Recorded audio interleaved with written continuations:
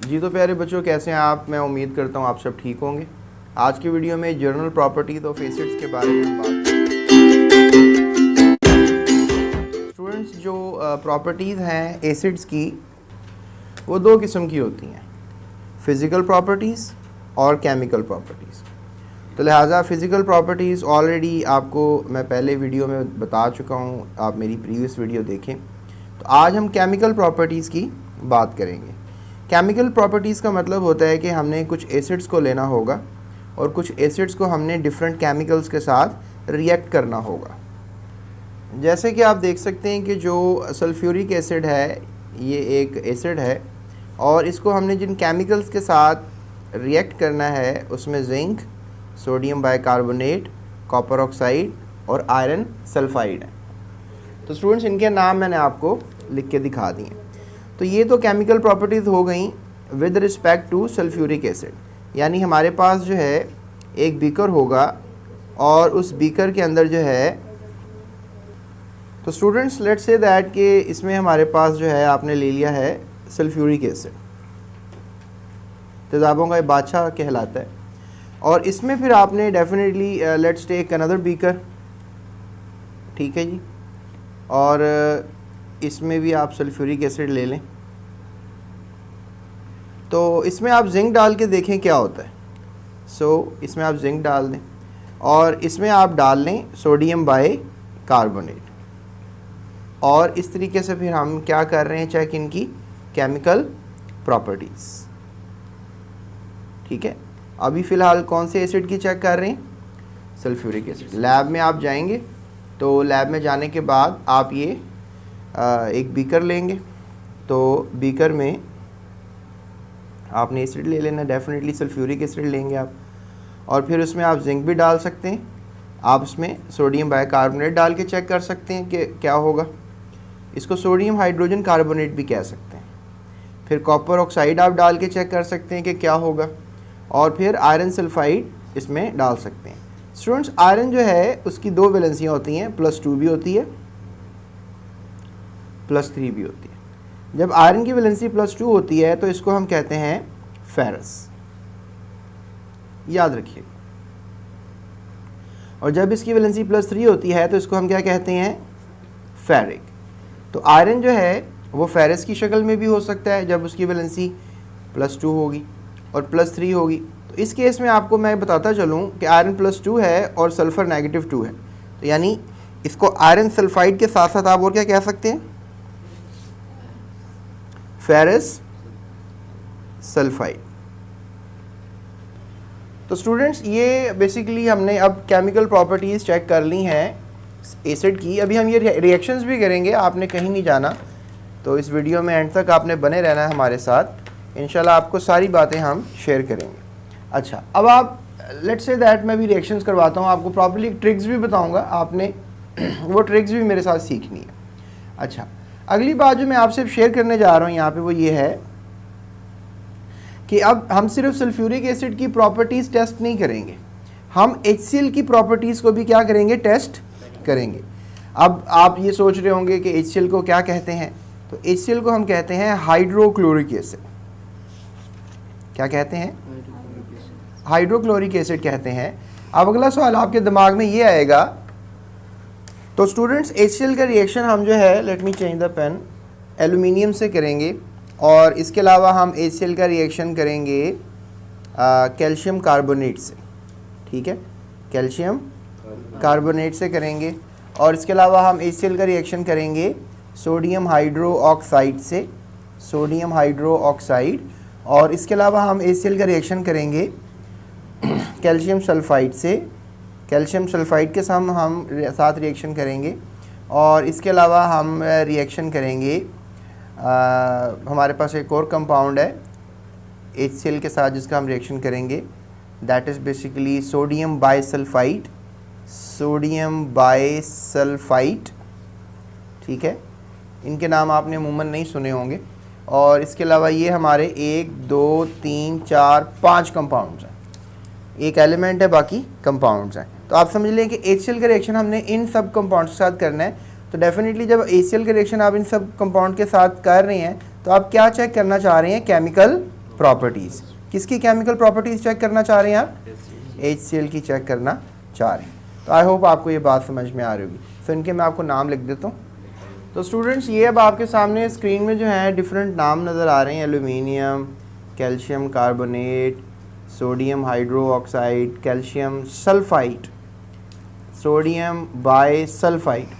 Students यहाँ पे छोटी सी मैं आपको एक इन्फॉर्मेशन और दूंगा, आपने वो याद रखनी है। हमारे पास बहुत से रेडिकल्स होते हैं, आपने याद भी किए होंगे। ये सल्फेट है, ये सल्फाइड है, ये सल्फाइड है। तो स्टूडेंट्स ये अब आपने याद रखना है, ठीक है। अब आज की लेक्चर के बाद आपने ये बात नहीं भूलनी है कि भाई हमारे पास तो सल्फ़र के बहुत से रेडिकल्स हैं, जिनमें सल्फेट भी है। -2 ही सबकी वैलेंसी मैंने आपको शो की है। तो सल्फाइड भी होता है और सल्फाइड भी होता है। तो ये केमिकल प्रॉपर्टीज़ हम स्टडी करेंगे। यानी अब आपके पास बीकर है और बीकर में कौन सा एसिड है इस बार? HCl। और इसकी अब की बार आपने इसमें जिंक नहीं डालना है, ठीक है। इसमें क्या डाल रहे हैं आप? एल्यूमिनियम। और एल्यूमिनियम डाल के आप चेक कर रहे हैं कि जिस तरह आपके पास दूध होता है, राइट, आपके पास दूध होता है, that is called as milk. उसमें आप फिर क्या डालते हैं? पत्ती डालते हैं, that is called as tea. तो फिर एज अ होल आपको पता है कि मिल्क होता है, ठीक है। और मिल्क के अंदर आप जो है वो टी डाल देते हैं और फिर आपको एज अ होल जो चाय मिल जाती है, ठीक है। I can say this thing as a पत्ती एज वेल। सो थोड़ा सा मैंने कहा कि आपको बताऊं केमिकल रिएक्शंस क्या होते हैं। तो ऐसे ही है, ये कोई ऐसी कोई आसमानी बातें नहीं है जो आपको एग्जामिनर्स पूछ लेते हैं या टीचर्स बता देते हैं। थोड़ा सा ईज़ पैदा किया करें, केमिस्ट्री इज़ वेरी इंटरेस्टिंग।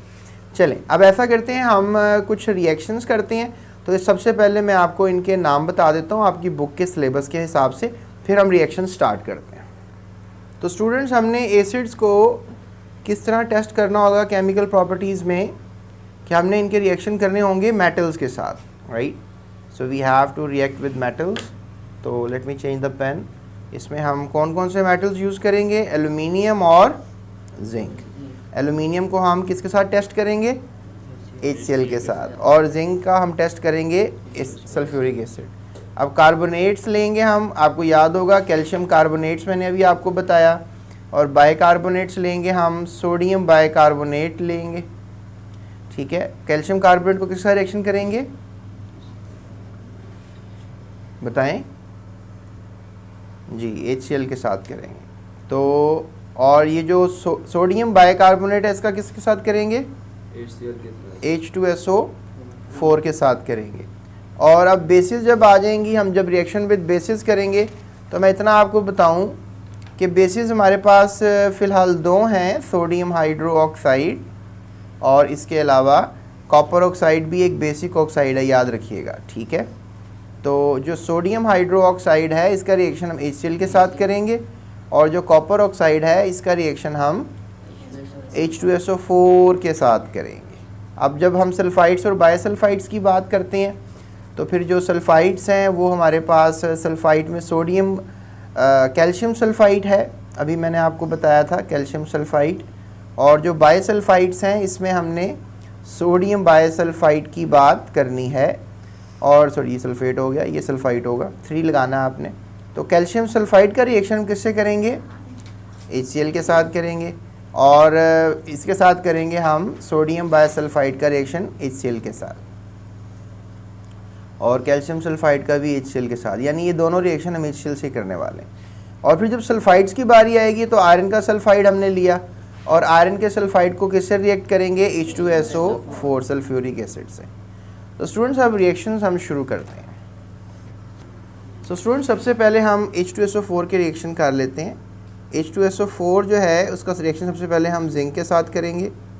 तो स्टूडेंट्स अगर हम H2SO4 को जिंक के साथ रिएक्ट करना चाहते हैं तो याद रखिएगा आपने H2SO4 को ब्रेक सही तरीके से करना है, ठीक है। यहाँ पे ये 2 हाइड्रोजन आयंस दे सकता है सल्फ्यूरिक एसिड और आपको साथ क्या दे सकता है? सल्फेट आयन, ठीक है। और जिंक जो है वो ऑक्सीडाइज हो जाता है, +2 का चार्ज रख सकता है। अब मैं आपको इतना बताता चलूँ कि यहाँ का जो पॉजिटिव स्पीशी है वो यहाँ के नेगेटिव स्पीशी से मिल जाएगा। तो क्या बन जाएगा प्रोडक्ट में आपके पास? जिंक सल्फेट बनेगा। और साथ आप देखिएगा आपके पास जो है ये दोनों हाइड्रोजन आपस में सिंगल कोवलेंट बॉन्ड बना के हाइड्रोजन गैस बना के उड़ जाएंगे। सो आप ये कह सकते हैं कि ये मेथडोलॉजी मैंने आपको बताई रिएक्शन करने की। तो आप सिंपली क्या लिख सकते हैं कि H2SO4 single mole zinc single mole goes to zinc sulphate plus hydrogen gas. तो ये आपका आंसर बनेगा। उसके बाद अगर आप कह रहे हैं सर एक और रिएक्शन H2SO4 का करवाएं, तो ऐसा करते हैं कि H2SO4 को हम जो है वो रिएक्ट कर लेते हैं किसके साथ, सोडियम बाय कार्बोनेट के साथ। अब देखें स्टूडेंट्स, अब हमारे पास अगर ये कंडीशन है तो आयंस बनाते हैं। अभी सल्फ्यूरिक एसिड के हमने आयंस बनाए थे, तो हमने आपके सामने सल्फेट आयन बनाया था और हाइड्रोजन के 2 आयंस बनाए थे। तो अब की बार भी ऐसे ही करेंगे, हाइड्रोजन के 2 आयंस बना लेते हैं और सल्फेट का आयन बना लेते हैं। और यहाँ पे किसके आयन बनेंगे, सोडियम का आयन बनेगा और बाय कार्बोनेट का -1। याद रखिएगा जब इसके साथ आप +1 लगाएंगे तो इसके साथ हमेशा क्या लगाएंगे, -1 लगाएंगे। तो दिस इज़ दी मेथडोलॉजी। तो अब क्या होने वाला है नेक्स्ट, अब आपने आयंस को क्रॉस करना है। अब देखें यहाँ पे चार्ज क्या आ रहा है, -2 और यहाँ पे -2 है, यहाँ पे क्या है, +1 है। तो देखिए +1 और -1 का क्रॉस नहीं हो सकता क्योंकि चार्जेस सेम नहीं है। तो लिहाजा क्या करना पड़ेगा, यहाँ पे मोलैरिटी बढ़ा दें और आपके पास एक और आयन आ जाएगा सोडियम का, और साथ कौन सा आयन आ जाएगा, बाइकार्बोनेट का। अब देखें ये जो हमारे पास आयन है, आप कह लें सोडियम का, और ये वाला भी सोडियम का आयन। अब क्योंकि देखें ना 2 मोल लिया ना आपने, 2 मोल ले लिया, तो अब 2 मोल सोडियम हो गया और 2 मोल ही क्या हो गया, बाइकार्बोनेट हो गया। अब सोडियम का दोनों का मिला के चार्ज क्या बनता है, +2 है ना। तो +2 -2 क्या हो सकते हैं, कैंसिल हो सकते हैं। तो जब ये कैंसिल हो सकते हैं तो फिर हमको कैंसिल कर दें, और फिर एक सल्फेट के साथ जो है वो क्या लग जाएंगे, 2 सोडियम लग जाएंगे। ठीक है, 2 सोडियम लग गए किसके साथ, एक सल्फेट के साथ। अब ये जो हमारे पास बाइकार्बोनेट है, ये बाइकार्बोनेट याद रखिएगा ये किससे मिल जाएगा, हाइड्रोजन के साथ, और ये भी बाइकार्बोनेट किससे मिल जाएगा, हाइड्रोजन के साथ। तो ये बन जाएगा H2CO3 कितने मोल, 2 मोल। लेकिन याद रखिएगा जब भी प्रोडक्ट में, ठीक है ना, आपको याद होगा पहले चैप्टर से मैं आपको पढ़ा रहा हूँ कि ये क्या है, रिएक्टेंट्स, और ये क्या है, प्रोडक्ट्स। तो ये जो प्रोडक्ट्स होती हैं ये हमेशा, अगर जब आपको कार्बोनिक एसिड मिलेगा ना प्रोडक्ट में, इसको हम कहते हैं कार्बोनिक एसिड। ठीक है, क्या बोलेंगे इसको, कार्बोनिक एसिड बोलेंगे। तो कार्बोनिक एसिड जब भी आपको प्रोडक्ट में मिले तो आपने इसको ब्रेक कर देना है, किस में, पानी में और कार्बन डाइऑक्साइड में। ये बात नहीं आपने भूलनी है। तो कार्बोनिक एसिड ब्रेक हो गया, तो अब यहाँ पे आप 2 मोल क्या लिखेंगे, यहाँ पे आप लिखेंगे 2 मोल वाटर और साथ क्या लिखेंगे, 2 मोल कार्बन डाइऑक्साइड। तो रिएक्शन क्या बना, जो सीक्वेंस में बनना चाहिए, यानी कि H2SO4 ने कितने मोल के साथ रिएक्ट किया, 2 मोल सोडियम बाइकार्बोनेट के साथ रिएक्ट किया, और वो क्या बन गया, वो 1 मोल बन गया सोडियम सल्फेट, और साथ वो 2 मोल बन गया वाटर, और 2 मोल गैस बन गई। कौन सी गैस बनी, कार्बन डाइऑक्साइड, जो कि उड़ गई। So that makes an idea of this reaction and I hope कि आपको समझ में आ गया होगा। अब चलते हैं, अब देखें हमने एसिड के 2 रिएक्शंस कर लिए। एक पहला हमने किससे किया था, एसिड का जिंक के साथ। अब हमने एसिड का किससे किया, सोडियम बाइकार्बोनेट के साथ। तो अभी सेम एसिड फिर लेते हैं और उसका रिएक्शन किसी और कंपाउंड के साथ करते हैं। जी तो प्यारे बच्चों, अब हम H2SO4 को रिएक्ट करते हैं कॉपर ऑक्साइड के साथ और रिएक्ट करके देखते हैं कि हमें क्या रिजल्ट्स मिलेंगे। So let me use the blue pen for making ions. ये हमने हाइड्रोजन आयंस बना लिए, याद है ना आपको, ऐसे बनेंगे ना ये। और अब आपको कॉपर के आयंस नहीं बनाने आते होंगे ना, कॉपर ऑक्साइड के, क्या बोलेंगे इसको आप, कॉपर ऑक्साइड। कॉपर ऑक्साइड के बारे में स्टूडेंट्स ये है कि कॉपर जो है वो +1 भी होता है, कॉपर जो है वो +2 भी होता है। लेकिन देखें अगर कॉपर ऑक्साइड एक ये भी होती है और कॉपर ऑक्साइड एक ये भी होती है। यहाँ पर देखिए मैं आपको बताता चलूँ कि जो कॉपर, ऑक्सीजन तो हमेशा -2 रहता है और कॉपर हमेशा +2 रहेगा अगर एक ऑक्सीजन के साथ जुड़ा हुआ है। लेकिन देखो अगर 2 कॉपर एक ऑक्सीजन के साथ जुड़े हुए हैं तो ऑक्सीजन तो -2 ही रहना है ना, तो कॉपर फिर क्या होना चाहिए, +1 और +1, है ना, 2 जुड़ गए ना इसके साथ। तो यहाँ पर याद रखो अगर एक ऑक्सीजन लगा हुआ है कॉपर के साथ तो दैट लिटरली मीन्स कि एक ऑक्सीजन लगा हुआ है तो कॉपर के चार्ज क्या लिखना चाहिए आपको, +2। तो लिहाजा यहाँ पर हम क्या लिखने वाले हैं, +2 कॉपर, और साथ ऑक्सीजन पे क्या लिखने वाले हैं, -2। अब आप सबको ये पता है कि जो पॉजिटिव और नेगेटिव हैं वो आपस में क्रॉस मैच करते हैं। सो ये +2 चार्ज है और ये क्या चार्ज है, तो आपस में मैच कर जाएंगे, क्या बनेगा, कॉपर सल्फेट। क्या बनेगा, कॉपर सल्फेट बनेगा, कॉपर सल्फेट बनेगा। और साथ जो है ऑक्सीजन मिल जाएगा किसके साथ, 2 हाइड्रोजन के साथ, क्योंकि दोनों हाइड्रोजन का मिला के चार्ज क्या हो जाएगा, +2 और -2 कट सकते हैं ना, तो पानी बनेगा ना हमारे पास। तो इसकी इक्वेशन क्या लिखोगे आप, इसकी इक्वेशन ये लिखोगे कि अगर H2SO4 को आप रिएक्ट करवाते हो कॉपर ऑक्साइड के साथ तो आपको क्या मिलने वाले हैं, calcium sulphate, sorry copper sulphate, और साथ क्या बनेगा, वाटर। एंड आई होप कि आपको ये रिएक्शन समझ में आ गया होगा। चलें, अब हमने सारे एक कर लिए, H2SO4 के रिएक्शन सब कर लिए हमने H2SO4 को सबसे पहले जिंक से रिएक्ट करवाया था, फिर हमने सोडियम बाइकार्बोनेट से रिएक्ट करवाया था, फिर हमने कॉपर ऑक्साइड के साथ रिएक्ट करवा दिया है, ठीक है। तो स्टूडेंट्स अब एक और रिएक्शन आखिरी रह गया है, हमने आयरन सल्फाइड के साथ भी H2SO4 को रिएक्ट करके चेक करना है, राइट। तो ऐसा करते हैं, हम चेक करते हैं आयरन सल्फाइड के साथ H2SO4 का रिएक्शन। अब H2SO4 आपने लिया और साथ क्या ले लिया, आयरन सल्फाइड। अब देखो स्टूडेंट्स, आपके पास ये बीकर है, बीकर में आपके पास कौन सा एसिड है,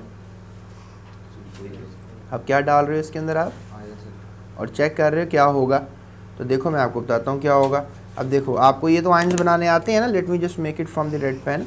ओके, सो ये हो गया हमारे पास हाइड्रोजन आयन, और ये क्या बन गया साथ इसके, सल्फेट आयन। और यहाँ से क्या बनेगा, आयरन +2 लिखूंगा ना, सल्फर क्या होगा, -2। सल्फाइड है कि नहीं, क्या नाम है इसका, आयरन सल्फाइड।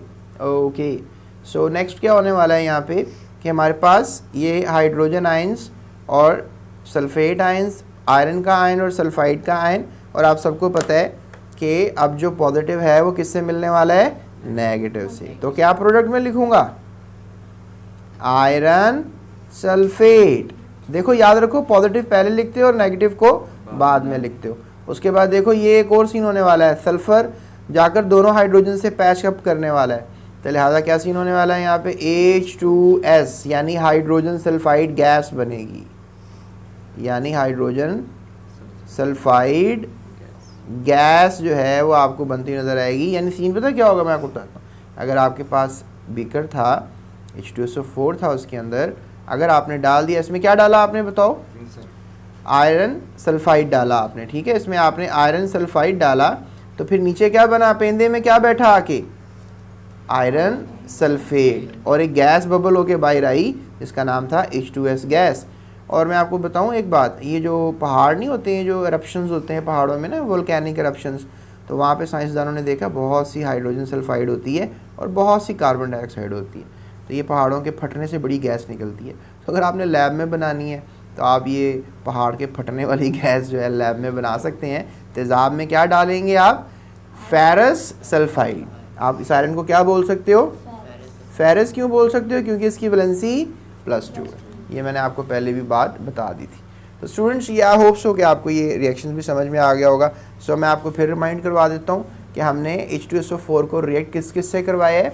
हमने जिंक के साथ करवाया है, सोडियम बाइकार्बोनेट के साथ करवाया है, कॉपर ऑक्साइड के साथ करवाया है और आयरन सल्फाइड के साथ करवाया है। एंड आई होप कि आपको ये रिएक्शंस तैयार हो गए होंगे। चलें अब देखो, हमने सिर्फ H2SO4 को तो रिएक्ट नहीं करवाना था ना, हमने तो केमिकल प्रॉपर्टीज़ HCl की भी चेक करनी थी। तो हमने HCl का रिएक्शन एल्यूमिनियम के साथ करवाना है, आपको याद होगा। इसके अलावा हमने HCl का रिएक्शन जो है वो करवाना है एक और कंपाउंड के साथ, दैट इज़ कैल्शियम कार्बोनेट। और अगर आप और सोचें तो HCl का रिएक्शन हम सोडियम हाइड्रोक्साइड के साथ भी करवा के देखेंगे।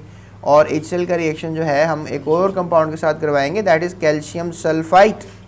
और एक और कंपाउंड है दैट इज़ सोडियम बाइसल्फाइड। ठीक है, तो कितने कंपाउंड हो गए, 1 2 3 4 और 5। और यही मेथड होगा आयोनाइज करके करने वाला। कितना आसान सा मेथड है, होप आपको समझ में आ रहा होगा। चलो तो students let's talk about the reaction of HCl। चलें, let me right the reaction first. HCl का रिएक्शन जो है सबसे पहले हम किससे करने वाले हैं, एल्यूमिनियम के साथ। देखिए स्टूडेंट्स, अगर आपके पास एक बीकर है and you have something like HCl in it, तो आप इसमें क्या डाल रहे हैं, एल्यूमिनियम डाल रहे हैं। अब आप चेक करना चाह रहे हैं जब इसमें एल्यूमिनियम डालेंगे तो क्या होगा। देखो स्टूडेंट्स, अब मैं आयंस बनाने लगा हूँ, तो you know I use to make ions with a blue pen, तो H पॉजिटिव और Cl नेगेटिव, और एल्यूमिनियम पे चार्ज स्टूडेंट्स पॉजिटिव 3 होता है। अब मैं इतना बताता चलूँ कि अब यहाँ पे हमारे पास ये नेगेटिव है और ये क्या है, पॉजिटिव। अब बता नेगेटिव पॉजिटिव आपस में मिलते हैं तो क्या ये मिल सकते हैं, द आंसर इज नो। तो लिहाजा आपको क्या करना पड़ेगा, 3 क्लोराइड्स करने पड़ेंगे ना कम से कम, ताकि ये मिल जाएं। So make some 3 chlorides over here. आप 3 क्लोराइड्स यहाँ बना लें।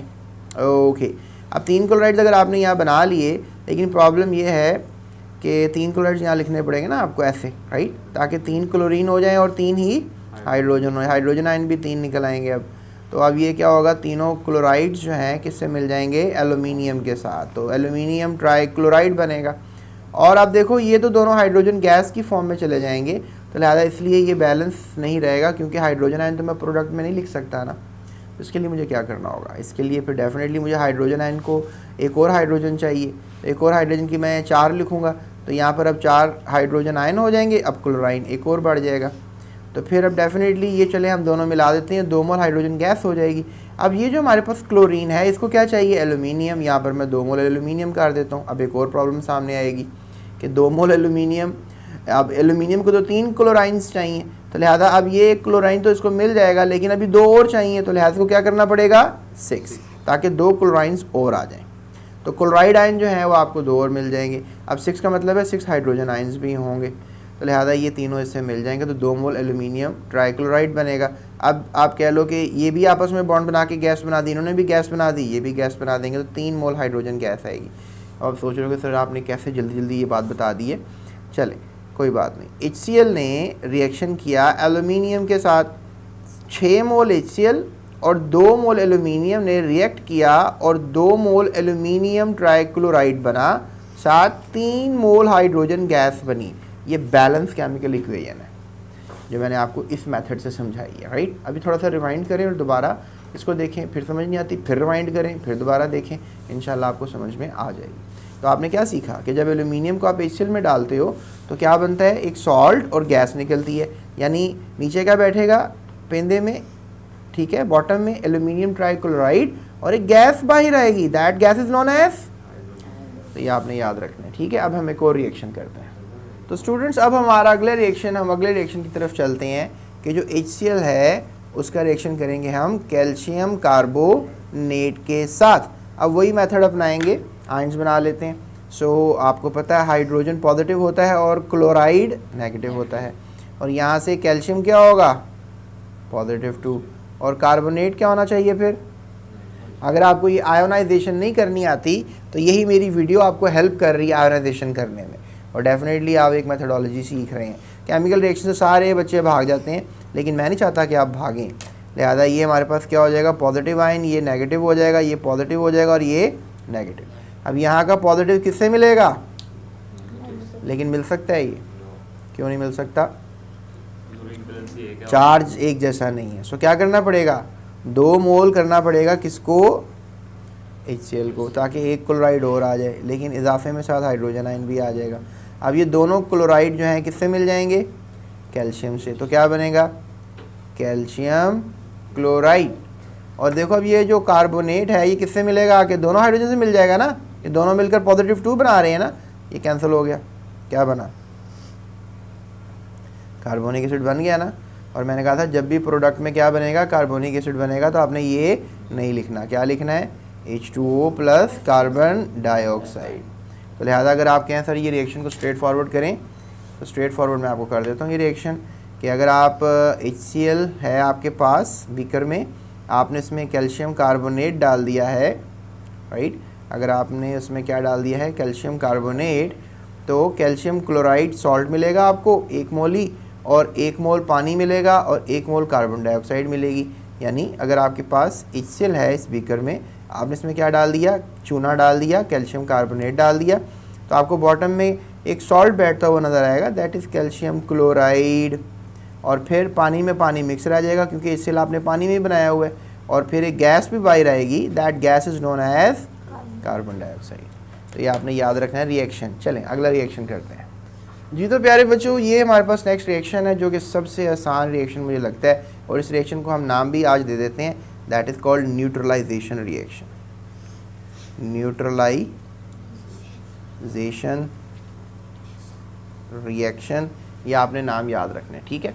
ओके, अब हमारे पास HCl है और सोडियम हाइड्रोक्साइड है, इनको हमने आपस में क्या करवाना है, रिएक्ट करवाना है। चलें जी, अब आप बताएं मुझे कि कौन कौन से आयन्स बनेंगे जी। हाइड्रोजन आयन, हाँ, हाइड्रोजन आयन क्लोरीन, और क्लोराइड आयन, राइट। यहाँ से बताएं कौन कौन से बनेंगे, sodium, sodium ion, hydroxy, hydroxy ion. अब आपको बताएं यहाँ का पॉजिटिव किससे मिलेगा, नेगेटिव, यहाँ से नेगेटिव। क्या बनने वाला है, sodium chloride, sodium chloride. That's very nice. और ये आपस में मिलेंगे ना दोनों, क्या बनेगा, H2O वाटर, H2O और वाटर बनेगा। सो देखा आपने, एसिड और बेस ने रिएक्शन किया, सॉल्ट एंड वाटर बने। आर्हीनियस रिएक्शन है ये, ठीक है, पानी की मौजूदगी में होगा। तो आप कह लो कि this called neutralisation reaction. Board में आपको 2 नंबर का शॉर्ट क्वेश्चन भी आ सकता है कि न्यूट्रलाइजेशन रिएक्शन क्या होता है, तो आप याद रखिएगा। ये भी आप जल्दी से बुक पे क्वेश्चन दर्ज कर लें, आप लिख लें कि what is neutralisation reaction.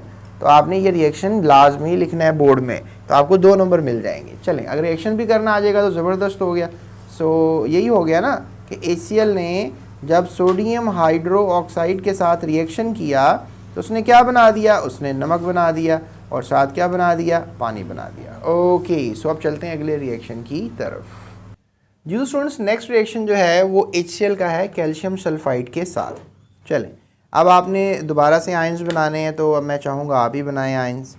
Hydrogen ion बनेगा, और अब इसके आयंस बताएं कैसे बनेंगे कैल्शियम पॉजिटिव है जी। कैल्शियम पॉजिटिव 2 होगा, और डेफिनेटली जब ये पॉजिटिव 2 है तो सल्फाइड क्या होगा, नेगेटिव 2 होगा। ये पॉजिटिव नेगेटिव से मिल सकते हैं, नो, तो लिहाजा हमें 2 मोल्स करने पड़ेंगे ताकि मिल जाए। अब देखें मिल रहा है इससे, और क्या बनेगा, कैल्शियम क्लोराइड,